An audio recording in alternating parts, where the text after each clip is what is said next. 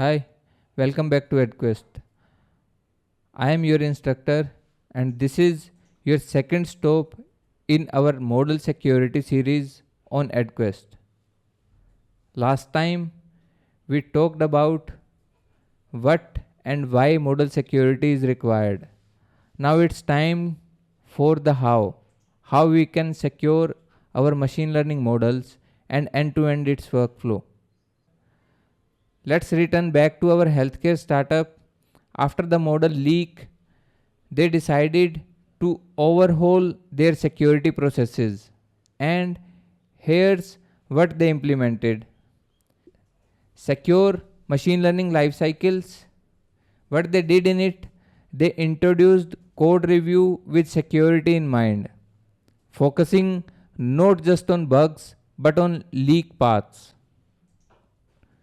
Every model passed through automated static analysis tools to catch insecure coding patterns.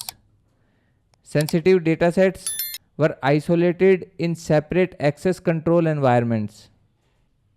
They mapped out possible attack paths, data poisoning, where attackers sneak malicious samples into training data, adversarial examples, inputs crafted to trick the model into wrong predictions.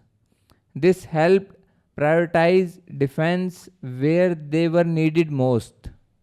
Next, we will talk about CI/CD security. Models were pushed through CI/CD pipelines with static code scanning for known vulnerabilities, with model validation steps, accuracy, fairness, security checks. Version control for both models and datasets, ensuring traceability, which can help us to say which model is related to which dataset and which dataset version were used to train this type of model. Next, we will talk about secrets and access control. Model access was restricted using role-based policies. No more hard-coded credentials we can use. Secrets were managed using vaults or the secret managers according to your infrastructure. Role-based access ensured only approved engineers could deploy or alter models.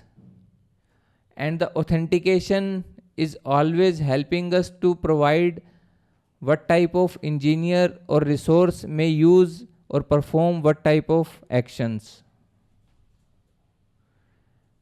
We have now explained how the industry builds security directly into the machine learning workflows, but securing a model doesn't stop at deployment.